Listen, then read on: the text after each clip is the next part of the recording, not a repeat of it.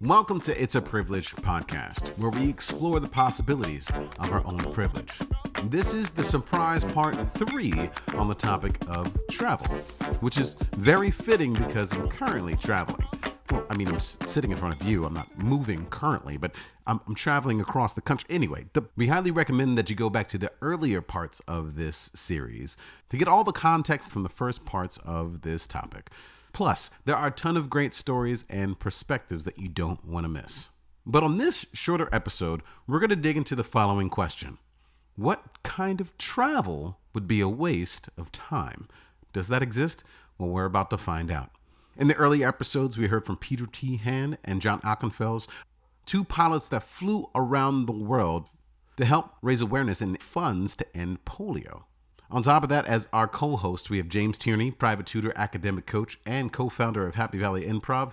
And we also have Don Rosenbaum, a non-binary healthcare professional and improv director. So what can you expect? A bunch of conversation about the question, what travel would be a waste of time? As a reminder, privilege is the probability of earned and unearned advantage granted to an individual. Let's see how privilege and travel relate to the idea of how travel would be a waste of time. You had mentioned that you like to travel with a person. Yes. How much of that is the idea that person helps to bring familiarity or safety or comfort or remind you of home? Or is it exclusively, no, I want to experience something new with anybody that I know? I honestly do believe I get way more enjoyment out of new experiences or any experiences with others. All right. Do you not believe me? I'm fascinated by this. Okay, so if you had to pick between taking Kim, Jason, or me somewhere, what goes in to the thought process of you as to which one of us you take? Depends on where it is. Okay, why? Because if I got to choose where we were going, I would take someone somewhere that I knew a lot about and they knew a little about, so that way I could experience their first experience. So you could sort of become an ambassador to that area. Mm-hmm. But you're also then very familiar with that area. Correct. Do you think this is why you are really okay with going to Las Vegas by yourself, because it's a place you've gone to so many times? Probably. There's probably familiarity there. But if I had to choose between Kim, Jason, or Don to go to Vegas with me, I would not take Kim because Kim and I have gone there before. I would probably take you, Don, because I think you would have the least amount of experience in the way that I would want to do Vegas, so I could show you that. You could become the person who opens my eyes to this new and awesome, exciting experience. Correct. Now, if it was traveling with somebody else, but it was somewhere I've never been, I'd want to go with someone who had already been, so that way. And maybe it's... What if that's not an option? If it's not an option? You have to go with myself. Why? Because I love her. I love you too as well, but in a different way. Is that really the real reason? Yes. Okay. But it seemed this goes back to your first trip to Florida. It sounds like to me, it's the reason why you travel is about the interaction with other people to some degree, and the people that are close to you to some degree. So if you can travel someplace and have an interaction where somebody's guiding you or you're guiding them, you feel good and you're providing for somebody when you do that from a self-serving point of view, and you feel taken care of when somebody else is doing that for you. It's almost like the environment really doesn't matter at a certain point from your point of view. You nodded or you shook your head. You did something with your head. What did you mean by that? No, it doesn't matter where it is. We're getting into a therapy session here, which I'm enjoying because I'm not paying for this one like I will for the one on Thursday. I've come to realize over the last couple of years that I don't do a lot of things for just myself. And I might even go where I don't do anything just for myself. And I think travel would be very similar and it'd fall under that. And it seems like there's, when it comes to what you like to pick to travel, where you're picking and what you're doing there, you are finding the most comfort in some sense of ambassadorship, whether it be you get to be the ambassador of this place and show a person all the awesome things this place has been for you, or someone else is showing that to you as a new person. Yeah, I liked it the most. But like the most recent trip that Kim and I went on, neither of us had been to Barcelona or Rome. So we got to experience it for the first time together. Did it change in terms of like your comfort with Barcelona? Or did, for instance, the like cruise and like travel agency recommendations, did those provide you with that comfort of almost ambassadorship? Or was it like, nah? I don't think so.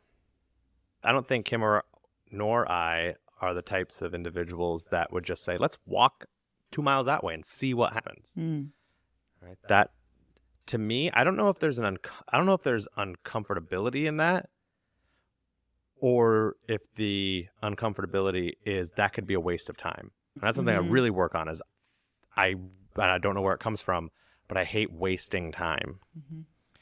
And going somewhere, walking 2 miles that way, and then being like, "What the heck was that for?" would really bother me. So I want to have some sort of guide or something to help with that. And there's value in guide providing that experience, or you providing the experience to somebody else. There's a guaranteed outcome with the travel that's happening. It's measurable too. In a way. Yeah. It's measurable too. So why do you travel? We figured out why James travels. Why do you travel? I think I travel because I have a fascination with humanity, and the concept of the place that I live is just is not the only place. Has been instilled in me since I was born, because as we talked about before, in State College, Pennsylvania, people come to this town, they get what they need, and they leave. So the actual act of being born in this town and staying in this town, in a lot of people's eyes, is actually even seen almost like a failure, because it's like, no, the whole point of this place is for you to understand that there is more out there, and there's more perspectives, and there's more things for you to do and see and experience as part of life, and that's part of living. So that's why I travel. So I'm going to challenge you, though. Outside of this social expectation, we dug deep with James, but like at the core of it, like at the end of the day, where do you find joy in travel? I find joy in travel with two things. One, food. I love food. Please feed me. Okay. I love food. And I find that food is a really quick way to get to the culture of a place. And I love, please feed me. Also, keep in mind, you're talking to a person who, I have a lot of books in my house, and they're almost all cookbooks. And they're all from all over parts of the world, because I love food and what the culture is. So yeah, travel, absolutely food 100% is my priority. For me, what would be a waste of my time is taking me to a McDonald's in another place. I will go to the McDonald's so that I can see the menu, because I'm fascinated with how culturally it's like, oh, you offer that. That's fun. But will I order it? No. Will I watch other people like have it and look at it? Yeah. But then I'll leave and I'll go somewhere else, because what I want to find is the tiny mom and pop shop that's been there forever. It doesn't look like intimidating on the outside. It is super humble. And then you walk in, it's the best food ever. That's what I'm looking for. So it's another reason why I wander and travel, because I'm not looking for the tourist spot. I'm not looking for this is the most expensive place. I'm looking for the one of my favorite top 10 meals ever was, we found a place called Good Montauk Bakery in San Francisco, but it was in a part of Chinatown, and they had amazing dumplings, and it was like 60 different kinds of dumplings, and I love a good dumpling. Take anything and take meat and wrap it in some sort of carb, and you got me. Even if it's vegetables, really. That's why I like sandwiches. Anyway, so we're there. It cost me $4.05 for an entire feast that fed me, and I was so full, and it was so good. Yeah, that's what I'm looking for, food. Cool. So second thing, I like to watch. And by the watch, I love to see the sights. I like to see what is physically beautiful around that space. But I love people watching. And so for me, part of my bug is I am fascinated by people. And I'm fascinated by, you can take a person, like as a medical person, we are like genetically very similar to one another. But you take this living thing and you put it in a completely different spot in the world. And it's got a whole different language. It has a whole different culture. It has a whole different way of operating. And societally, it's fascinating to me to see those differences. Yeah, so take me to Montauk Bakery. And then after I'm at Good Montauk Bakery, let me sit out in the main square in Chinatown and just watch people while I'm eating. And it's a top 10 day for me easily when I travel. And then if I get to also then go to a bar later and talk to a local about everything, oh man, best day ever. So that's why I travel, is my fascination with people and my absolute unhealthy love of food. I think a waste of time for me, off of both of you, would be if I go to a place and I only do touristy things. It's almost like your McDonald's thing. Why do the same thing that I can do at home out somewhere else? But it is fascinating to walk into McDonald's and be like, I didn't know they had falafel at McDonald's, right? It's interesting to see what cultural changes there are. But if all I'm doing is to go on on a cruise ship, if I go on excursions that are just like, hey, come and just sit on the beach with a pina colada in Puerto Rico. I'm like, that's not Puerto Rico. It is Puerto Rico, but it's not an experience in Puerto Rico. And contrary to James's point of view of being like, I don't want to waste time, there is, for me, the ability or chance to explore a place that is significantly different. It will always show me something new unless I'm not paying attention. If I am paying attention, there is going to be something different. So I will always be satisfied. That's an interesting word, satisfied. That was a question that my therapist has asked me. Like, when do you feel satisfied? And I couldn't answer that. Interesting. Yeah. Have you thought maybe wandering around when you're on travel? Over the last 2 years of therapy, one of my assignments is to be comfortable with being bored and not always be doing things, which would include walking 2 miles out somewhere and back without really having a destination. And it's so fascinating that we've gone to flying around the world to 2-mile walk as traveling as a journey that is questionable to take. Like there was a reason, and there was the experience of.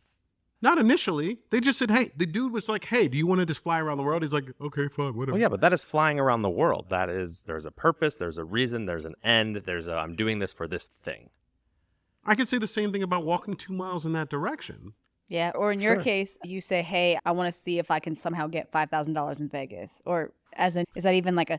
Is that even? Let's go. Right. But you'd be doing it for you in a way. And then so I feel like similarly what Jason was saying and what they were saying is like, hey, I want to fly my plane. That guy was like, I want to fly my plane. I want to fly it a really long way. Yeah, I want to make it an impressive thing that I'm done. And I want to do it with my stuff. And I want to do this. And then everybody's like, you can't do that alone. He said after a year, his wife was like, no, you're not doing that by yourself. So then he had to find a guy. So I feel like similarly. And then as they said, they were like, yeah, I'm trying to figure out why they said, we were like, yeah, we're old. We can do polio. What does that even mean? They were just searching for a reason. Right. But going back to and then it became a thing, a cause. The cause, going back to what James is saying, like to walk 2 miles, to travel 2 miles, to give me a reason to do so, for me to step out of my comfort zone, to risk not having anything that's satisfying, or you need to give me something to throw a dart at. I'm not that way. So hearing that is, I don't need that. But for so many people, the idea of travel needs to have a definitive goal in mind, and then you can reap the benefits. Yeah.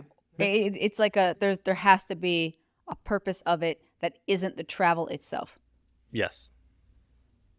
Y'all two are way different than me, but I understand what you're saying. I think the two of you are the same. Yeah. I think I'm the different one. I was trying to translate James for you. Okay. Yeah. Yeah. Okay. No, the travel itself is the purpose for me.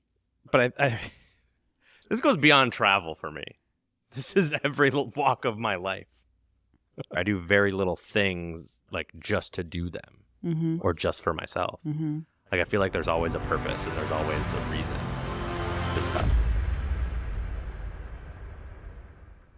And that's where we're going to end part 3 on the privilege of travel. In the meantime, go to our social media @PrivilegePod on all platforms and let us know some of your thoughts on how privilege of travel impacts your life. Thank you for listening. Thank you for sharing. And of course, it's a privilege.